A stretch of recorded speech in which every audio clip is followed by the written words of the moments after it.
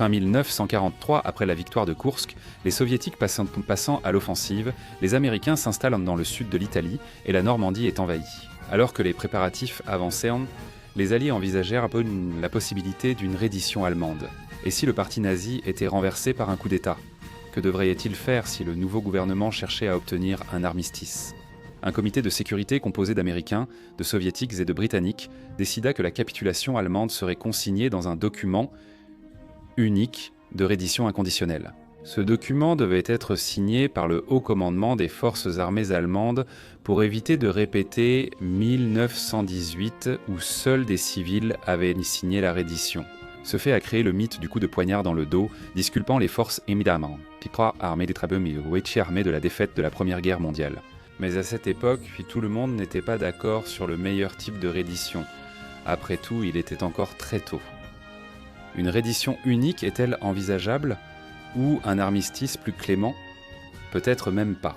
Une série de redditions locales de petits contingents de forces. Le texte a commencé à être discuté en janvier 1944 et sa version finale a été approuvée le 28 juillet de cette année-là, y compris après la tentative ratée de coup d'État contre Hitler lors de l'opération Walkyrie.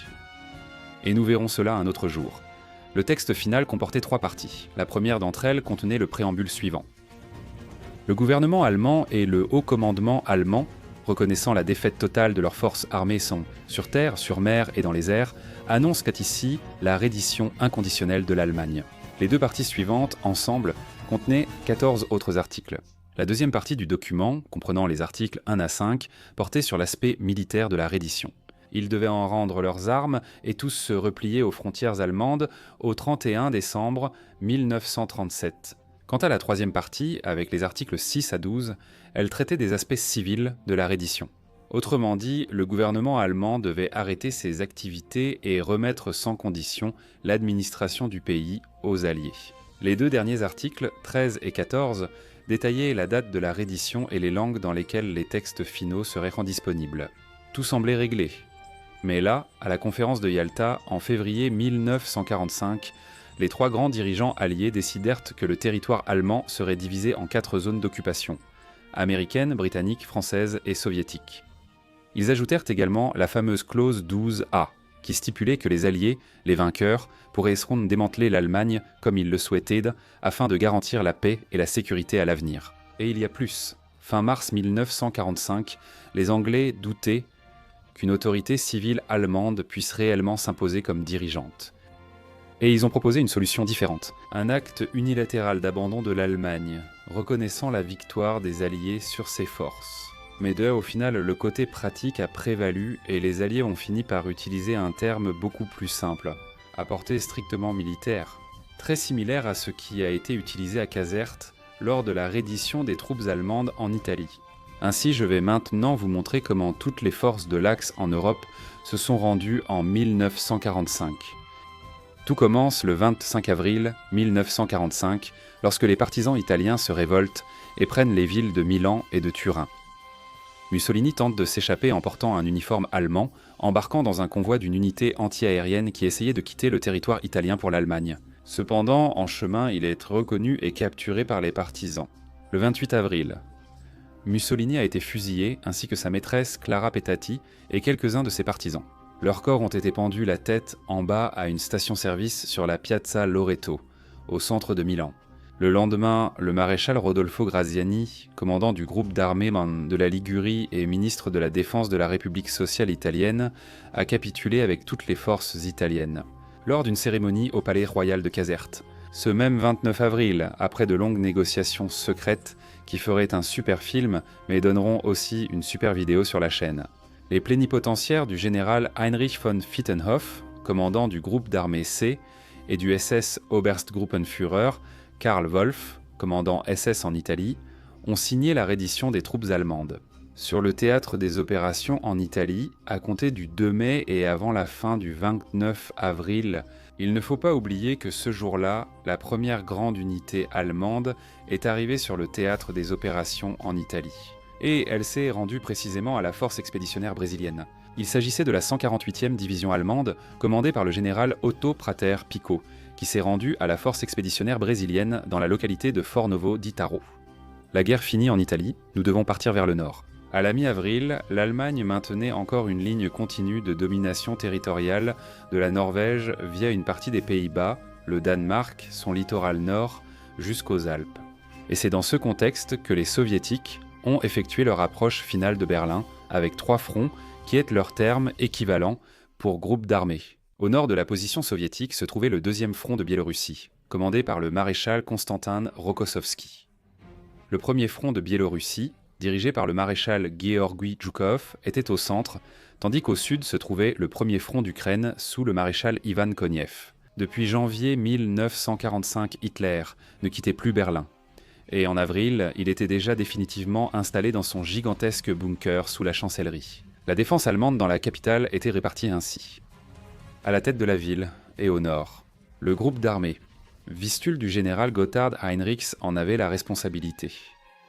Au sud de la capitale, le groupe d'armées centre devait la défendre sous le maréchal Ferdinand Schärner. Et la zone municipale de Berlin, la zone métropolitaine, fut rebaptisée Zone de défense de Berlin sous le commandement du général Helmut Weidling. L'attaque soviétique commence le 16 avril et, juste après avoir pris les lignes défensives allemandes sur les collines de Siloam, les 3 fronts s'approchent de la ville, ouvrant le barrage d'artillerie contre elle le 20 avril, avec le 56e anniversaire de Hitler. Faisant une pause dans la bataille pour la ville, c'est le 25 avril que les 2 fronts, occidental et oriental, se sont rencontrés pour la première fois dans la petite ville de Torgau, sur les rives de l'Elbe. C'est là que des soldats américains et soviétiques se sont rencontrés et ont fraternisé, même si ce n'était que pour un court moment. À partir de là, tout le territoire sous domination allemande était définitivement coupé en 2. Tu aimes la vidéo? Alors mets un pouce bleu et abonne-toi à la chaîne. Et n'oublie pas non plus de nous suivre sur Instagram, d'accord? L'avancée soviétique vers Berlin affronte une résistance dans chaque quartier.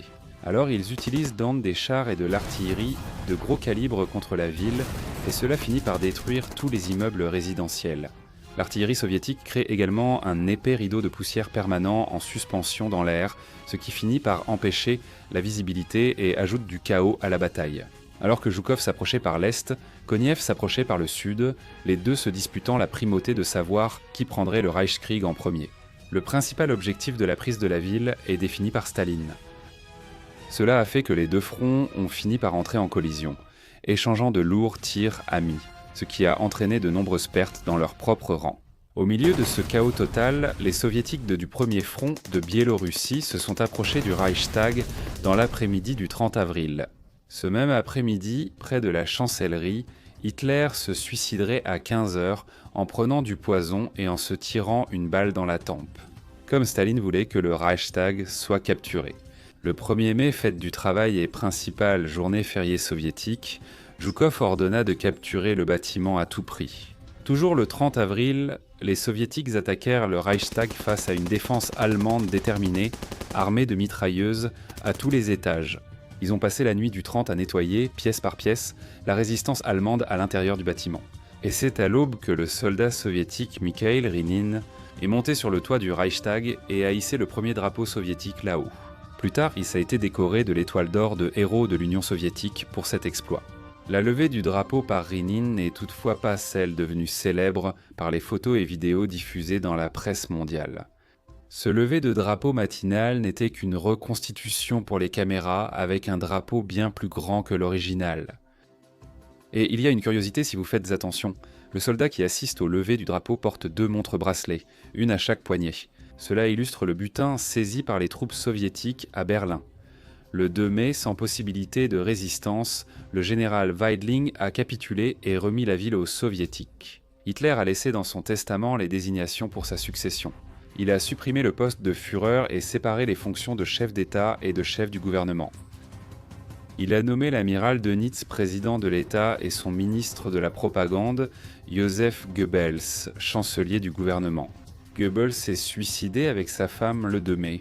Dönitz est resté le seul dirigeant de ce qui restait du Troisième Reich. L'amiral n'était pas à Berlin, mais à son quartier général à Flensburg, petite ville à la frontière germano-danoise. De là, malgré la situation générale désespérée, il continuerait à faire fonctionner le gouvernement. Essayant de gagner du temps pour que le plus grand nombre possible de réfugiés allemands venant de l'Est, fuyant l'avancée de l'armée rouge, puissent atteindre les lignes anglaises et américaines. Dönitz a pris connaissance du plan allié visant à diviser l'Allemagne en zones d'occupation séparées. De cette façon, il a essayé de gagner le plus de temps possible en procédant à de petites redditions régionales de ses troupes. Ainsi, il a envoyé son nouveau chef de la Kriegsmarine, l'amiral Hans-Georg von Friedeburg, pour rencontrer le maréchal britannique Bernard Montgomery, commandant du 21e groupe d'armée, à son quartier général dans la ville de Lunebourg. Le 4 mai 1945 à 18h30, Friedeburg a signé la reddition de toutes les troupes allemandes au Danemark, aux Pays-Bas et dans le nord-ouest de l'Allemagne. Dönitz voulait limiter la reddition aux troupes affrontant les alliés occidentaux. Ainsi, le 5 mai, il a autorisé la reddition de toutes les troupes allemandes dans le sud du pays ainsi qu'en Bavière. Il refusait d'autoriser la reddition des troupes allemandes face aux soviétiques, craignant qu'elles ne se révoltent et continuent à combattre illégalement, ce qui leur ferait perdre la protection juridique de leur statut de prisonniers de guerre. À 17h le 5 mai, l'amiral Friedeburg est arrivé au quartier général du commandant suprême allié, le général Eisenhower, à Reims, où il a été accueilli par le général Walter Biddle-Smith. Friedeburg. Il tente de leur offrir la reddition de toutes les troupes allemandes combattant sur le front occidental, mais Eisenhower refuse. Il informe Dönitz que le commandant suprême allié est déterminé à n'accepter la reddition que de manière générale et inconditionnelle sur tous les fronts, essayant encore de gagner du temps. Le 6 Dönitz envoie à Reims le général Alfred Jodl, chef des opérations du haut commandement allemand. Jodl tente à nouveau de négocier une reddition uniquement sur le front occidental, mais Eisenhower, furieux, lui donne son ultimatum. Soit toutes les forces allemandes se rendent de façon inconditionnelle, soit il ferme les lignes alliées à l'accueil de tout autre réfugié venant de l'Est.